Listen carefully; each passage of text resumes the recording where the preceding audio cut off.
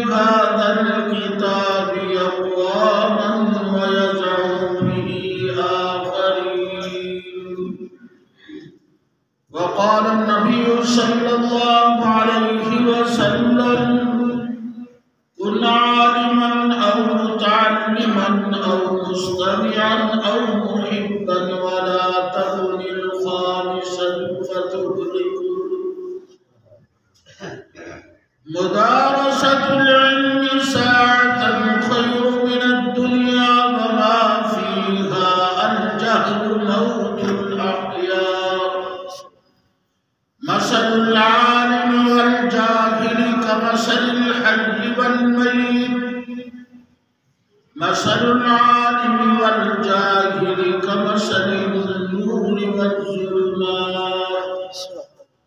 مثل العالم والجاهل كمثل البصير والأعمى. صدق الله مولانا العظيم وصدق رسوله النبي الأمين الكريم، ونحن على ذلك لمن الشاهدين والشاكرين، والحمد لله رب العالمين.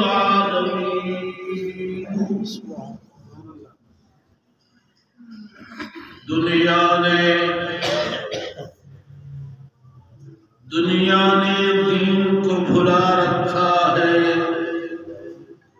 غفلت کی نیند میں سلا رکھا ہے۔ اس دور میں خوش نصیب وہ ہے کہ جس نے قرآن مجید کو کھلا رکھا ہے۔ مومن کا یہ ایمان ہے، مومن کی یہ پہچان، اخلاص میں ہو روح تو اخلاق میں ہو جان۔ ایمان کی بجلی ہو تڑپتے ہوئے دل میں، ایک ہاتھ میں تلوار ہو ایک ہاتھ میں قرآن۔ یا الہی تو ہمیں عامل قرآن کر دے، پھر نئے سرے سے مسلمان کو مسلمان کر دے۔ وہ پیغمبر جسے سرتاج رسل کہتے ہیں، اس کی امت کو ذرا تابع قرآن کر دے۔ گمراہ نہ ملے گا تمہیں شیطان سے بدتر، اور ہادی نہ ملے گا تمہیں قرآن سے بہتر۔ کیوں نہ ہو اسلام دنیا بھر کے دینوں میں ممتاز، وہاں مذہب کتابوں میں، یہاں قرآن سینوں میں۔ تمام حضرات عقیدت اور محبت سے نماز والا درود پڑھتے ہیں۔ اللہم صلی علی محمد وعلی آل محمد کما صلیت علی ابراہیم وعلی آل ابراہیم انک حمید مجید۔ اللہم بارک علی محمد وعلی آل محمد کما بارکت علی ابراہیم وعلی آل ابراہیم انک حمید مجید۔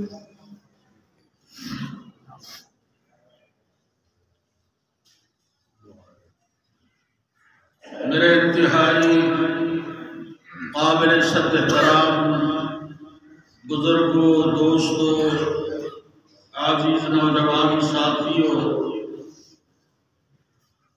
آپ کے اس علاقے میں، آپ کی اس جامع مسجد میں زندگی میں پہلی مرتبہ آنے کا موقع ملا۔ آپ سے ہم کلام ہونے کا اللہ نے موقع عنایت فرمایا ہے، اور پھر وہ بھی جب رمضان المبارک کا مہینہ برکت الرفعت اور عظمت والا مہینہ ہے، اور آج کا دن بھی جمعۃ المبارک کا دن ہے۔ تمام عظمتیں الحمدللہ اکٹھی ہو گئی ہیں، اور آپ بھی اکٹھے ہو گئے ہیں۔ سب کو سبحان اللہ، سبحان اللہ۔ میرے بھائی اور دوستوں، اردو تو سمجھ میں آتی ہے نا؟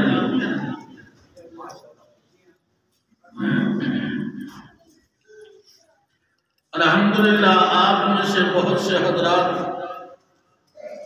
ایسے ہوں گے یقیناً جنہوں نے ہمارے بزرگوں کی زیارت بھی کی ہوگی، مصافحہ بھی کیا ہوگا، اور ان کا فیض بھی حاصل کیا ہوگا، ان کے بیانات بھی سنے ہوں گے۔ میرے نانا جان حافظ الحدیث والقرآن حضرت مولانا محمد عبداللہ درخواستی نور اللہ مرکزہ، اور میرے والد محترم شیخ المحدثین والمفسرین حضرت مولانا شفیق الرحمن درخواستی رحمۃ اللہ علیہ۔ الحمدللہ ہمارے بزرگ اپنی علمی اور دینی خدمات کے پیش نظر کسی بھی تعارف کو محتاج نہیں ہے. 150 سالہ دینی خدمات ہیں. اور میرے نانا جان حضرت درخواستی رحمت اللہ علیہ وہ حضرت درخواستی کہ جنہیں دیکھ کر امام مکہ نے مصلی امامت کو چھوڑ کر مشائخ عرب کو جمع کر کے کہا تھا کہ وہ لوگوں آج اگر کسی نے وقت کے ولی کو دیکھنا ہے اور عکس ابو ہریرہ کو دیکھنا ہے تو وہ حافظ الحدیث حضرت درخواستی کو دیکھ. کیوں؟ اس لیے کہ حضرت درخواستی رحمت اللہ علیہ کو 1,00,000 احادیث رسول اللہ صلی اللہ علیہ وسلم زبانی یاد تھی. سبحان اللہ سبحان اللہ. اور ان کے علمی جانشین اور ان کے نواسا میرے والد محترم جو حضرت درخواستی کے ساتھ بیٹھ کر 25 سال جنہوں نے تفسیر اور حدیث پڑھائی، حضرت مولانا شفیق الرحمان درخواستی رحمۃ اللہ علیہ، انہیں 10,000 احادیث رسول اللہ صلی اللہ علیہ وسلم سند سمیت زبان یاد تھی. سبحان اللہ. میرا اس خانوادے سے تعلق ہے. تو میرے بھائیو دوستو، رمضان المبارک کی مناسبت سے میں آپ حضرات کے سامنے عظمت قرآن، فضیلت قرآن، فضیلت رمضان المبارک اور قرآن کی نظر میں سیرت محمد مصطفیٰ احمد مصطفیٰ محمد رسول اللہ صلی اللہ علیہ وسلم کے متعلق چند باتیں بیان کرنا چاہوں گا.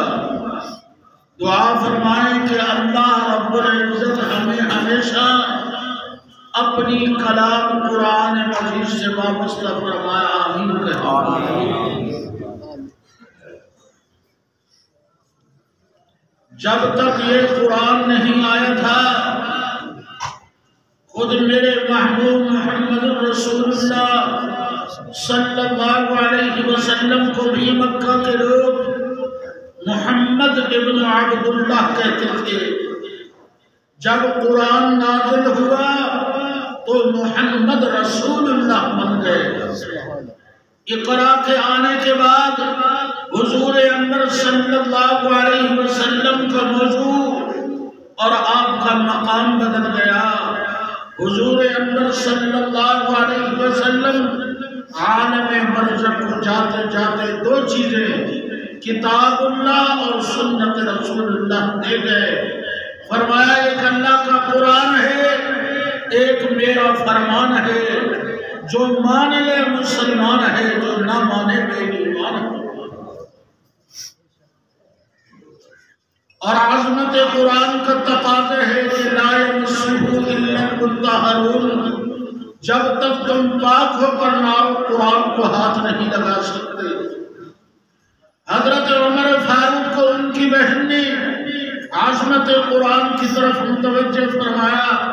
کہا اے بھائی عمر، آپ غسل کر کے آئیں، وضو کر کے آئیں، کپڑے بدل کر آئیں، آپ پاک ہو کر آئیں تو میں آپ کو پاک کتاب سناؤں گی.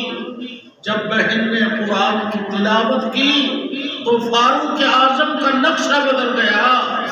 جو شکار کرنے آیا خود شکار ہو گیا، طالب دیدار ہو گیا، محمد کا حقدار ہو گیا، خود نبی کی خدمت میں جانے کو تیار ہو گیا. سبحان اللہ سبحان اللہ. یہی کتاب ہے. فاروق آئے تو قرآن سنتے ہوئے، تشریف لے گئے تو قرآن پڑھتے ہوئے. جس طرح میرے پیغمبر سید الانبیاء ہیں، میرے اللہ نے جو کتاب دی وہ کتاب سید الکتب. سبحان اللہ. تو میرے بھائیو دوستو، رمضان اور قرآن کا بڑا گہرا تعلق ہے. رمضان اور قرآن کی بڑی گہری یاری ہے. قرآن رمضان میں آیا. قرآن رمضان میں آیا، رمضان قرآن میں آیا، اس لیے رمضان کی بھی شان بن گئی۔ سب کہتے سبحان اللہ، سبحان اللہ۔ لا تعداد حمد و ثنا اس ذات کبریا کی کہ جس نے اس بھولی بھٹکی انسانیت کی ہدایت کے لیے اپنا محبوب نبی اس امت کو دے کر احسان عظیم کیا۔ انگنت درود اس محسن اعظم محبوب نبی صلی اللہ علیہ وسلم پر کہ جس نے مکہ المکرمہ کی گلی کوچوں میں، طائف کے بازار میں، بدر کے میدان میں، حنین کے گھمسان میں، مدینہ کی گلیوں میں، رات کے سناتوں میں، پتھروں کی برسات میں امت کو دین حق کی دعوت دی، صراط مستقیم دکھایا اور زندگی گزارنے کے لیے اپنا سنہری اسوہ پیش کیا۔ اور اللہ کا قرآن پڑھ کر اللہ کے محبوب نے ہر جگہ قرآن کی دعوت کو عام کر دی۔ سبحان اللہ، سبحان اللہ۔ میرے بھائیو دوستو، قرآن اور رمضان کا بڑا گہرا تعلق، قرآن اور رمضان کی بڑی گہری یاری ہے۔ میں نے 2 آیات پڑھی ہیں۔ شہر رمضان الذی انزل فیہ القرآن ھدی للناس وبینات من الھدی والفرقان فمن شہد منکم الشہر فلیصمہ۔ اللہ رب العزت ارشاد فرما رہے ہیں، یہ رمضان المبارک کا مہینہ وہ مہینہ ہے جس میں ہم نے قرآن کو نازل کیا، جو لوگوں کے لیے ہدایت کا ذریعہ ہے، اور اس قرآن میں واضح نشانیاں حق و باطل کے درمیان فرق کی ہیں۔ جو شخص یہ چاہے اور جو شخص اس ماہ میں موجود ہو، اس کو چاہیے کہ وہ رمضان کے روزے رکھے۔ تو میرے بھائیو دوستو، آج ہمیں دنیا کی ہر چیز کا پتہ ہے۔ دنیا کے معاملے میں ہم بڑے ذہین ہیں، چلاک ہیں، ہوشیار ہیں، کہیں بھی گھاٹے کا سودا نہیں کرتے۔ چھوٹا سا موبائل ہے، اس کا بھی پتہ ہے کہ یہ کیسے کام کرتا ہے اور اس کا مقصد کیا ہے، ہاتھ میں لینے کا اس کا مطلب کیا ہے۔ کہنے کو ہم مسلمان ہیں، کہنے کو عاشق رسول ہیں، دعویٰ کرتے ہیں کہ حضور صلی اللہ علیہ وسلم کی عزت عظمت ناموس کے لیے جان بھی قربان ہے، لیکن سنت پر عمل کرنے کے لیے تیار ہی نہیں۔ دعویٰ جان قربان کرنے کا ہے، لیکن سنت پر عمل کرنے کے لیے تیار نہیں۔ زبان سے کچھ کہتے ہیں، لیکن ہمارا عمل، ہمارا کردار، ہمارا کریکٹر، قول فعل اس کے مطابق نہیں ہے۔ آج ہم لوگوں سے تو چھپا لیں گے، لیکن میرا رب تو دیکھ رہا ہے۔ میرا بندہ کس حال میں زندگی گزار رہا ہے، دعوے بہت کر رہا ہے، نعرے بہت لگا رہا ہے، جذبات میں بہت ہے، لیکن اعمال ایسے ہیں، کہتا کچھ اور ہے اور کرتا کچھ اور ہے۔ میرے بھائیو دوستو، سیدھے سادے لفظوں میں ایسے شخص کو منافق کہا جاتا ہے، جو کہے تو کچھ اور، کرے تو کچھ اور۔ تو میرے بھائیو دوستو، آج بھی ہم بڑے دعوے کرتے ہیں کہ میں سچا مسلمان ہوں، میں پکا مسلمان ہوں، مجھے حضور صلی اللہ علیہ وسلم سے محبت ہے، میں عاشق رسول ہوں، لیکن بتاؤ قرآن کا معنی کیا ہے، قرآن کا مفہوم کیا ہے، قرآن کا مطلب کیا ہے، قرآن ہمارے پاس آیا کیوں ہے، میرے رب نے اپنے محبوب پر کیوں اتارا۔ آج ہر چیز کا پتہ ہے، یہ نہیں قرآن کے معنی اور مضمون کا پتہ نہیں۔ میرے بھائیو دوستو، دنیا کی ہر چیز کا پتہ ہے، ہر کسی نے اپنی اپنی قبر میں جانا ہے۔ میرے رب نے سب سے پوچھنا ہے، بتاؤ میرا دین تم تک پہنچا تھا، میرا کلام تم تک پہنچا تھا؟ میرے نبی صلی اللہ علیہ وسلم نے پتھروں کی برسات میں بھی امت کو قرآن کریم پہنچایا۔ آج امت کہاں کھڑی ہے؟ دنیا میں کھو گئی، دنیا میں آنے کا مقصد کا پتہ نہیں ہے، دنیا کی ہر چیز کا پتہ ہے، اللہ کے کلام کا پتہ نہیں، محمد رسول اللہ صلی اللہ علیہ وسلم کی سیرت کا پتہ نہیں۔ میری اماں عائشہ صدیقہ رضی اللہ تعالی عنہا سے کسی سائل نے پوچھا، امی ذرا مجھے بتائیں گی، مجھے سمجھائیں گی کہ میرے پیغمبر میرے محبوب کی سیرت کیا ہے؟ میری اماں عائشہ صدیقہ رضی اللہ تعالی عنہا نے ارشاد فرمایا، کیا تم قرآن نہیں پڑھتے؟ سائل نے کہا، امی میں قرآن تو روزانہ پڑھتا ہوں، میں پیغمبر کی سیرت پوچھنا چاہتا ہوں۔ میری اماں عائشہ صدیقہ رضی اللہ تعالی عنہا نے ارشاد فرمایا، کان خلقہ القرآن، الحم سے لے کر والناس تک سارا قرآن میرے پیغمبر کی سیرت۔ سبحان اللہ، سبحان اللہ۔ آج ہم تراویح پہلے پڑھتے ہیں، روزہ بعد میں رکھتے ہیں، قرآن پہلے ہے۔ آج آپ کے دلوں میں قرآن کی محبت کو اجاگر کرتے جاؤں گے جو سبحان اللہ، سبحان اللہ۔ دیکھو اللہ نے قرآن میں فرمایا، اِنَّا نَحْنُ نَزَّلْنَا الذِّكْرَ وَإِنَّا لَهُ لَحَافِظُونَ، کہ بے شک اس قرآن کو نازل بھی ہم نے کیا ہے، اس کی حفاظت بھی ہم خود کریں گے۔ اور یہاں اللہ رب العزت بتا رہے ہیں، بتلا رہے ہیں، اہمیت دلا رہے ہیں، یہ ساری کائنات میرے رب نے بنائی، وہ ہمارا مالک ہے، رب ہے، خالق ہے، رازق ہے، لیکن کہیں اللہ نے یہ نہیں کہا کہ اس چیز کی حفاظت میں خود کروں گا۔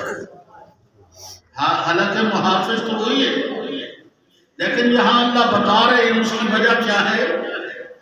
اس کی وجہ یہ ہے کہ دیکھو، کتاب اور کلام میں یہ فرق ہے، کتاب جسے لکھا جائے اور کلام جسے بولا جائے، تو اللہ جو کچھ بولے ہیں، اللہ نے تکلم فرمایا ہے، اللہ نے گفتگو کی ہے، وہ قرآن مجید ہے۔ جو شخص یہ چاہے میں اللہ کی بولی بولوں، اللہ سے ہم کلام ہوں، اللہ سے گفتگو کروں، اللہ سے باتیں کروں، اس کو چاہیے وہ قرآن مجید کی تلاوت شروع کر دے، گویا وہ اللہ سے باتیں کر رہا۔ سبحان اللہ، کتنا بڑا مقام ہے۔ تو پہلی وجہ، پہلی چیز کیا ہے؟ قرآن اللہ کا کلام ہے۔ کیا ہے؟ قرآن اللہ کا کلام ہے۔ اور اس کی دوسری وجہ، حفاظت کی دوسری وجہ، ایک طرف تو قرآن اللہ کا کلام ہے، دوسری طرف اللہ کے محبوب محمد رسول اللہ صلی اللہ علیہ وسلم کی سیرت کی کتاب ہے۔ سبحان اللہ۔ دنیا کی کوئی کتاب کسی نبی کی سیرت نہیں، مگر قرآن مجید الحم سے لے کر والناس تک سارا قرآن میرے پیغمبر کی سیرت ہے۔ سبحان اللہ۔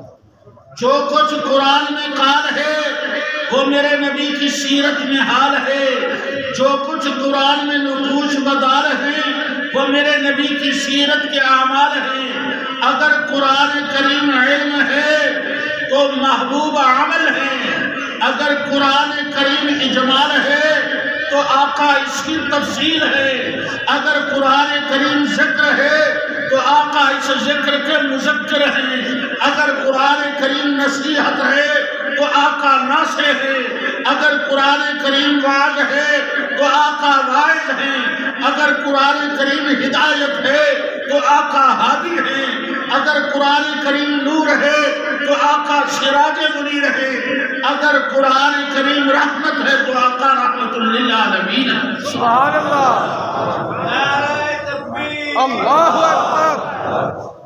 اور دیکھیں جب تک قرآن اترتا رہا محبوب صلی اللہ علیہ وسلم بتاتے رہے کہ یہ کلام خدا ہے، کتاب خدا ہے، نور ہدایت کی کتاب ہے، اور جس دن سے میرے آقا اپنے رب کے حضور تشریف لے گئے قیامت تک قرآن تعارف کرا کر بتا رہا ہے کہ وہ محبوب خدا ہیں، سید الانبیاء ہیں، خاتم الانبیاء۔ میں کہوں گا جس طرح میرے محبوب کی نبوت قیامت تک ہے، اسی طرح قرآن کی ہدایت بھی قیامت تک ہے۔ خدا رب العالمین ہے، میرا محبوب رحمت للعالمین ہے، کعبہ قبلہ العالمین ہے، قرآن ہدی للعالمین ہے۔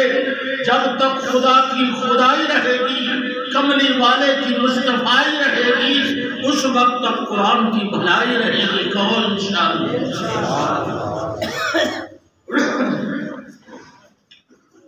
میرے بھائیو دوستو، لا تعداد حمد و ثنا اس ذات کبریا کی، 100,000 شکر کہ ایک مرتبہ پھر اللہ تبارک و تعالی نے رمضان المبارک کی شکل میں ہماری دنیا بنانے، آخرت بنانے، عاقبت سنوارنے، نیکیوں کو بڑھانے، گناہوں کو گھٹانے بلکہ مٹانے کا ہمیں حسین موقع عنایت فرما دیا۔ سب کو سبحان اللہ۔ سبحان اللہ۔ جتنا بھی اللہ کا شکر ادا کرے اتنا کم ہے کہ ایک مرتبہ پھر ہماری زندگیوں میں اللہ نے ہمیں رمضان کا یہ عظیم الشان فضیلت والا مہینہ ہمیں نصیب فرمایا۔ اللہ نے ہمیں قرآن عطا فرمایا، وہ قرآن کہہ دو شان والا۔ اللہ نے ہمیں اپنا محبوب عطا فرمائے، وہ بھی شان والے۔ اللہ نے ہمیں رمضان المبارک کا مہینہ عطا فرمایا، وہ بھی شان والا۔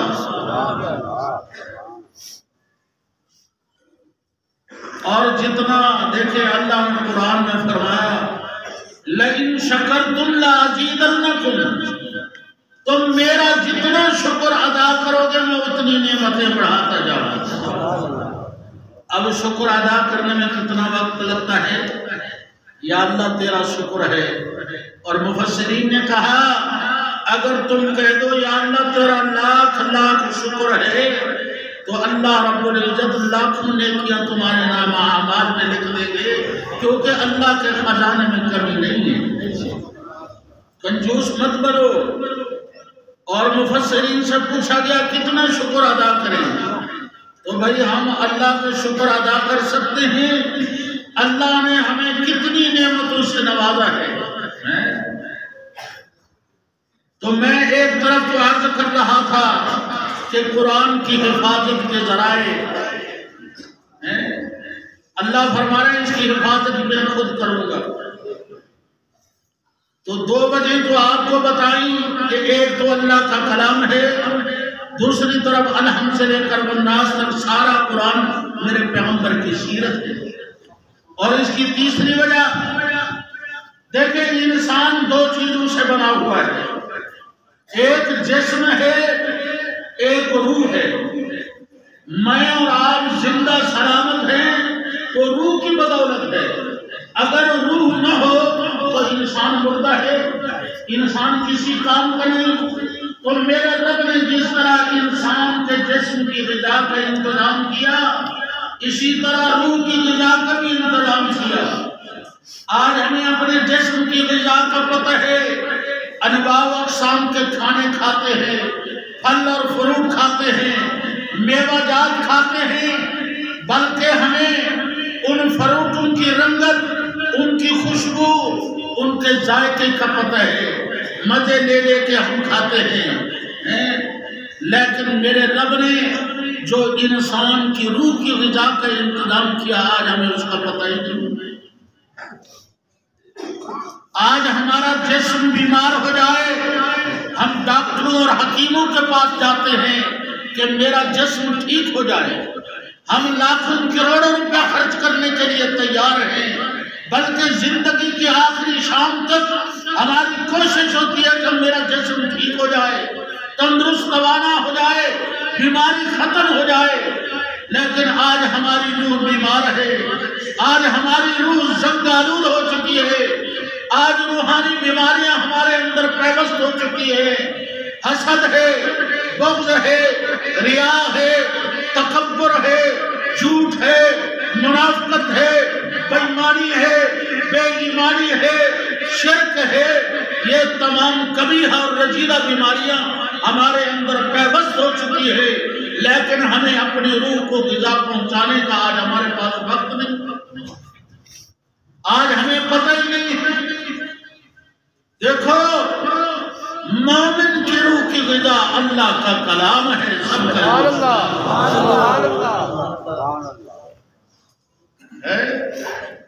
جسم کو جو غذا پہنچاتے ہو وہ بھی نعمت کس نے دی ہے؟ اللہ نے دی ہے۔ اور روح کی غذا کس نے انتظام کیا؟ اللہ نے کیا۔ تو مومن کی روح کی غذا اللہ کا کلام ہے۔ اگر اپنی روح کو صحت مند تر و تازہ رکھنا چاہتے ہو تو آؤ قرآن کی طرف، قرآن سے یاری لگاؤ، قرآن سے تعلق بناؤ، قرآن تمہاری روح کو تر و تازہ کر دے گا، تمہارے ایمان کو مضبوط اور کامل کر دے گا۔ آؤ، قرآن محبوب کی زندہ نشانی ہے، محبوب کا نغمہ ہے، پیغمبر کا معجزہ ہے، حضور کا تحفہ ہے، حضور کا ورثہ ہے۔ دعا کرو خدا اس ورثے کی پوری امت کو قدر کرنے کی توفیق دے، آمین کریں۔ میں اپنے کملی والے کے جوتوں میں پوچھوں کملی والے، بڑی بلڈنگ بنائی ہے، بڑی کوٹھی بنائی ہے، اس کو کس چیز سے مزین کروں، آراستہ کروں؟ مدینے سے آواز آئی ہے، زینوا منازلکم بالصلاۃ و تلاوت القرآن۔ فرمایا ان اپنے گھروں کو آباد کرو، تمہارے گھر اجڑے ہوئے ہیں، بے نمازی ہے تو یہ لعنت ہے، سود ہے تو یہ لعنت ہے، زنا ہے تو یہ لعنت ہے، شراب ہے تو یہ لعنت ہے۔ محبوب کیسے آباد کرے؟ فرمایا بالصلاۃ و تلاوت القرآن۔ تمہارے گھر سے نماز کی خوشبو آ رہی ہو، تلاوت قرآن کی آواز آ رہی ہو، خامد نماز پڑھ رہا ہو، بیوی تلاوت کر رہی ہو، بیٹی عبادت کر رہی ہو، دعا کرو اللہ ہمیں ان چیزوں سے نوازے، آمین۔ میرے بھائی و دوستو، میری اماں عائشہ صدیقہ رضی اللہ تعالیٰ عنہا فرماتی ہیں کہ ایک رات حضور صلی اللہ علیہ وسلم مصلی پر کھڑے ہوئے، ساری رات اس ایک آیت کو بار بار پڑھتے رہے اور اپنی امت کا غم کرتے روتے رہے۔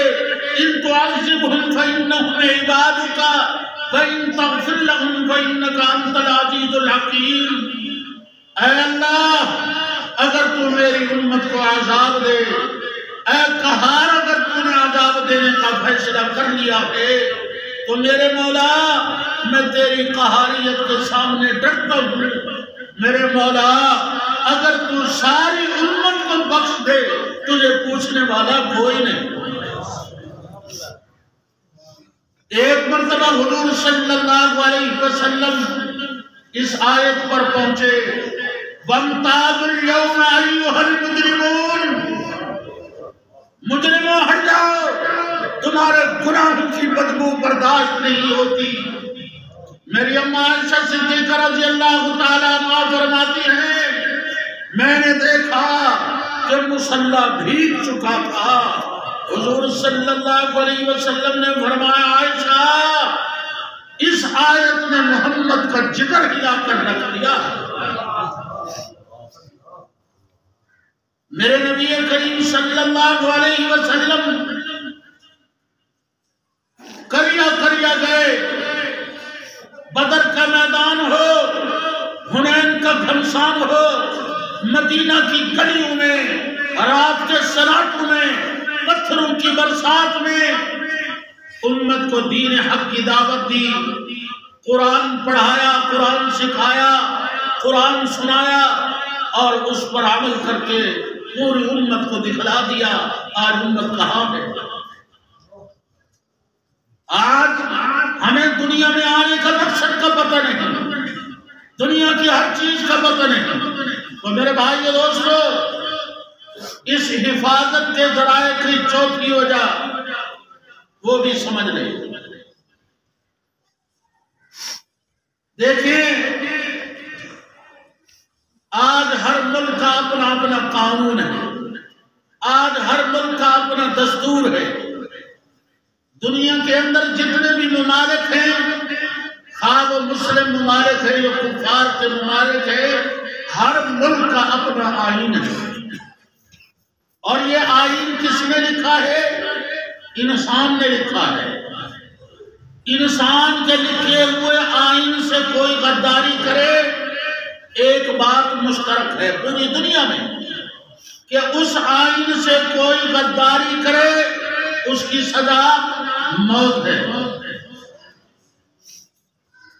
لیکن میرے رب نے جو انسانیت کا آئین، ہدایت کا منشور، راہ زندگی کا نور اللہ نے اپنے محبوب پر اتارا، اللہ کے محبوب نے اس آئین پر، اس آئین کی ایک ایک شق پر عمل کر کے امت کو دکھلا دیا۔ کتنے مسائل، مشکلات اور پریشانیاں آئیں، لیکن اللہ کے محبوب نے اس آئین پر عمل کیا۔ آج امت کہاں کھڑی ہے؟ آج ہم کہتے ہیں میرے گھر میں سکون آ جائے، میرے سارے مسائل حل ہو جائیں، میں بڑے اچھے اور اعلیٰ انداز سے زندگی گزاروں، مجھے چین اور قرار آ جائے، میرے بچوں کے میرے سارے مسائل حل ہو جائیں، پریشانیاں دور ہو جائیں، لیکن قرآن کے قریب ہی نہیں آتی، اس کے معنی کا پتہ نہیں، اس کے مطلب کا پتہ نہیں، یہ قرآن آیا کیوں ہے، کس مقصد کے لیے آیا ہے؟ میرے بھائی اور دوستو، یہ اللہ کی طرف سے آیا ہوا آئین ہے۔ کتنی غداری ہو رہی ہے، کتنی بدماشی ہو رہی ہے، لیکن پھر بھی سب موجود ہیں۔ اللہ کی طرف سے سزائے موت کا اعلان نہیں ہے۔ کیوں؟ اس لیے کہ آپ اللہ کے محبوب کے امتی ہو، ورنہ جو آج کے اعمال ہیں، آج ہمارا سارا ملک سود پہ چل رہا ہے، کشکول لے کر، بھکاری بن کر آج ہم انہی کے دروازے پر پہنچے ہوتے ہیں، ہمیں قرضہ دے دیں۔ مسلمانوں، تمہارے پاس کس چیز کی کمی ہے؟ تمہارے ملک میں کس چیز کی کمی ہے؟ آؤ حلال کی طرف، حرام کھاؤ، حرام کی طرف لپکو اور کہو اللہ اس میں برکت عطا فرما دے۔ یہ کیسے ہوگا؟ کام حرام کا ہو، چیز حرام کی ہو اور پھر اس میں برکتیں آئیں۔ اللہ کے کلام سے تم کچھ لینا ہی نہیں چاہتے، اپنے مسائل کا حل ہی نہیں چاہتے۔ میرے نبی نے کہا یہود و نصارہ تمہارے دوست نہیں ہو سکتے، تم یہود و نصارہ کے دروازے پہ کھڑے ہو، ہمارے مسائل حل کر دو، ہمیں سود پہ قرضہ دے دو۔ یہ تو اللہ کے غضب کو دعوت دینے والی بات ہے۔